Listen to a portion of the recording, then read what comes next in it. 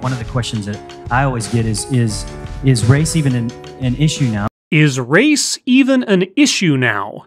Well, I don't know. Are you going to make any broad generalizations of or accusations against people based solely on their skin color? Because if so, you're certainly not making race a non-issue.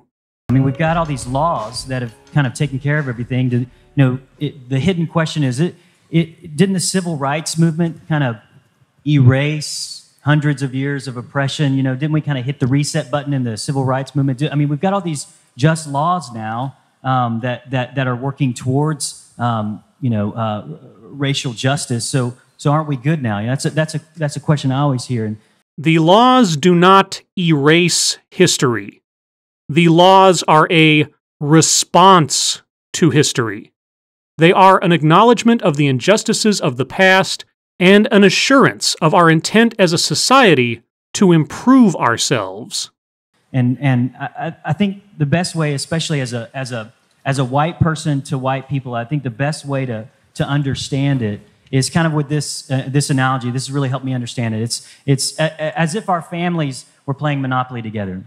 As a white person to white people, you need to explain this in the form of the analogy of Monopoly. Because white people are unable to understand such an analogy if it wasn't coming from another white person? Or that all non-white people understand and agree with your viewpoint without the need of an analogy? Yes. Tell me more of how I am to consider the thoughts and intellect of people, myself included, based on skin color. And so let's say you and I sit down, we're playing Monopoly together. In fact, my grandfather and your grandfather sit down. Monopoly games take about 3 hours or so. And so we're sitting down, we're playing Monopoly, and my grandfather's playing with your grandfather, and your grandfather passes go, and my grandfather hits him in the face and takes his $200. Seriously. Seriously? Well, wow. Your grandfather sounds like a real jerk. Whereas my grandfather was one of the kindest, most gentle people I have ever known. We are all products of our own individual choices, I suppose. And then that goes on for about an hour. Every time your grandfather passes go, my grandfather hits him in the face and takes his $200. And then my dad and your dad come to the table, and my dad says, hey, I'm sorry. I'm sorry that your grandfather hit you in the face and took your money. We're going to play by the rules now, okay? Okay! Is that fair? Well, let's play by the rules. So they start playing. So my dad and your dad are playing Monopoly, and they're going on their way, and your dad starts to save up a little money, and he starts to land on some good squares, and all of a sudden, he's buying Marvin Gardens. And that makes my dad nervous. Nervous over Marvin Gardens? Your dad must not have played much Monopoly. The properties you really want to go after, or get nervous about losing out on, are the reds and the oranges. If you capture that corner of the board, most times, you've got it made. Oh, wait. This is an analogy for something. Golly, I'm just being too literal, aren't I? It must be because I'm white. So my dad says, wait a second. I know you bought Marvin Gardens, but you actually can't have Marvin Gardens. So we're going to put that back in the bank, and we're going to... You can buy Connecticut Avenue. The pieces on that side of the board, the light blue and purple ones, right? Right. And I'll buy the ones on this side of the board. And I'm sorry my grandfather had his issues, but we'll play this way and go on. And your dad's sitting there going, well, I can't do anything about it. He owns the bank. I can't do anything about it. He owns the bank. So he can afford to live in Marvin Gardens, but he's not being allowed to. Well, I guess it's a good thing that, in your father's generation, we passed laws to prevent that sort of thing from happening, specifically the Civil Rights Act of 1968, also known as the Fair Housing Act. It made it a federal crime to do what you are suggesting. A Civil Rights Act, I might add, that was passed by a predominantly white Congress and signed into law by a white president. Was that history erased while I wasn't looking? Or are you simply ignoring it? So then they're playing, and does my dad pay you back? He says, I'm sorry, but does he pay you back? No, he doesn't. They keep playing. So they keep playing. And my dad is able to accrue quite a bit of money and wealth and access and power. He's got houses and hotels he's built up on this side of the board. Yes, and this is true of all white people. All white people are cheats. All white people have power. All white people have wealth. Got it. And all of a sudden, every time your dad hits that square, he gets hit with a crazy amount of rent every time he goes around the board. And I come to the table, and you come to the table, and we're like, okay, let's play now. And I say, you know what, this isn't fair. You're not able to buy pieces on this side of the board. That's not what the rules say. That's not at all what the rules say. You are absolutely right. That is not what the rules say. And it has not been what the rules say for nearly half a century. We're going to play by the rules now. Even though I've got all the access and all the wealth that I've accumulated over generations, we're going to play by the rules now, right? Right. So then, do I apologize for my grandfather hitting your grandfather in the face and taking his money? Do you apologize for the decisions and actions made by other people prior to your birth and with which you had no involvement?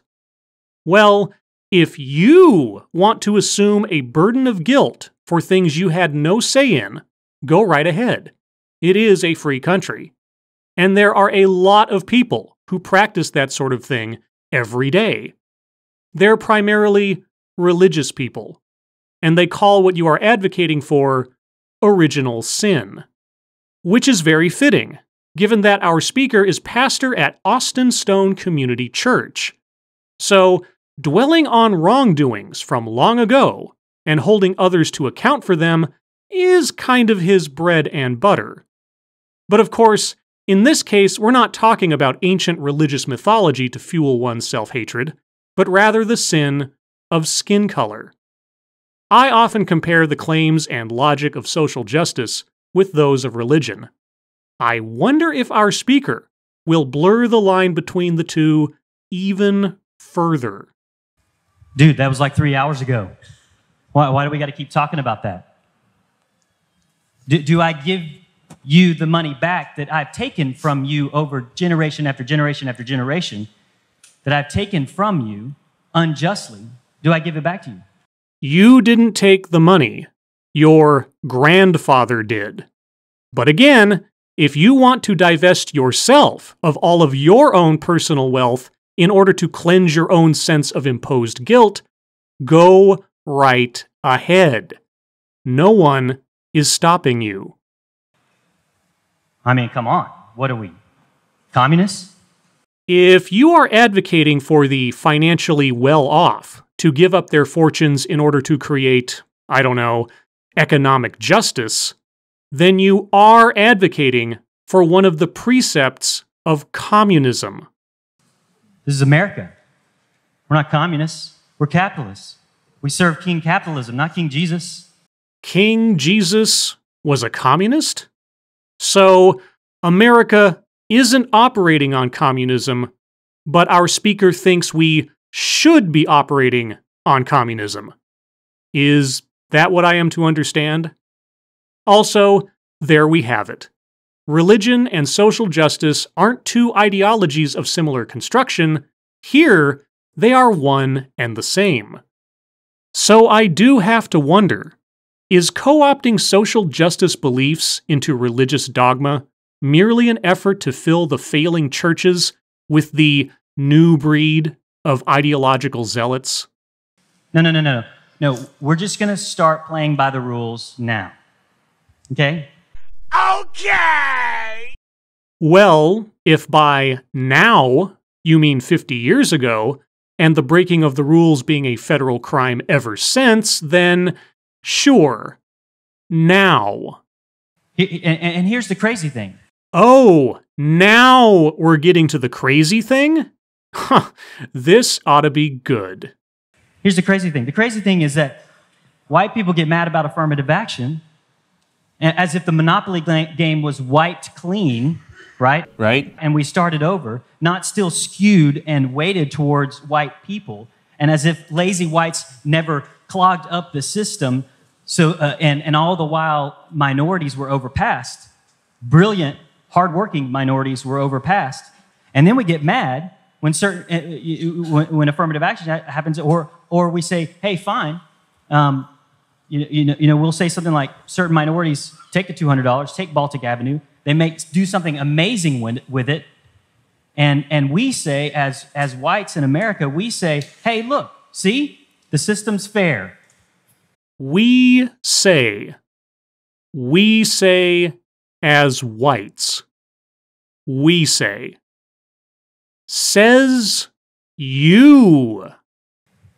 He was able to do something with that, all the while ignoring the fact that the whole Monopoly game is skewed to one group of people. We are completely ignorant of the fact that it's not fair. And we're ignorant of the fact that that is our history, whether we like it or not, summed up in a board game.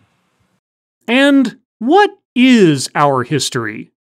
Are the Civil Rights Acts of 1866, 1871, 1875, 1957, 1960, 1964, 1965, 1968, 1987, 1990, and 1991 not a part of our history?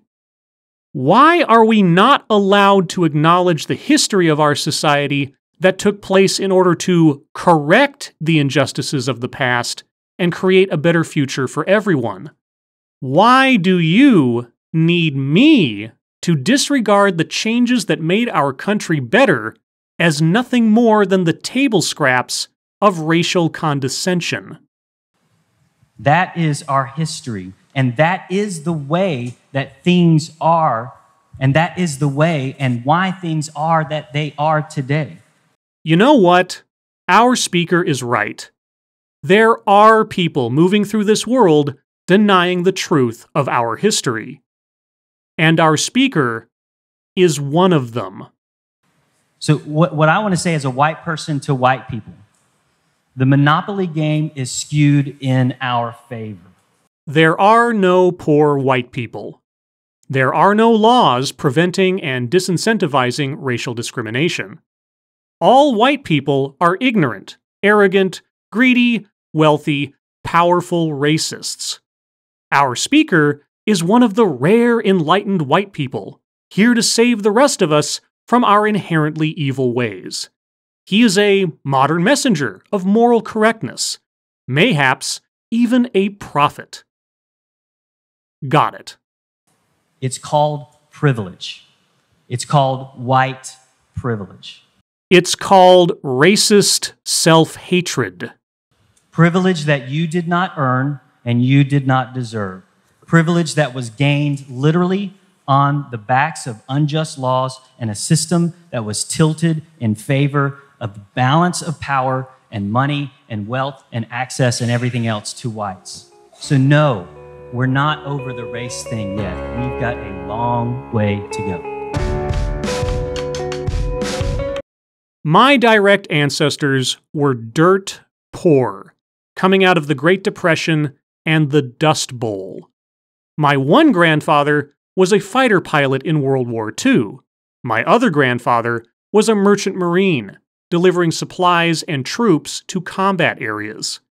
And after the war, my grandparents, and after them, my parents, all worked their entire lives to provide for their families. They weren't handed anything for their skin color or otherwise.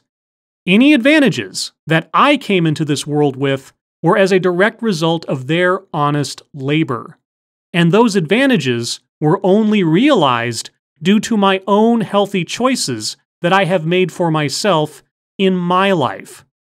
I owe it to my parents and my grandparents to make the most of their toil and sacrifice on my behalf before I ever even existed. I take neither credit nor blame for things I have not done. I will not spit on my own legacy and call it white privilege, and thus deny the truth of my own family's history. I will not sit in self-righteous superiority over others merely because they share my skin color. Nor will I grovel in self-loathing apologetics at the feet of anyone who does not share my skin color for my being an inherent villain and their being an inherent victim due to the color of my skin. Maybe our speaker really does believe that way of living is a divine duty. But personally, it sounds a lot more like hell on earth. As always, thank you for watching.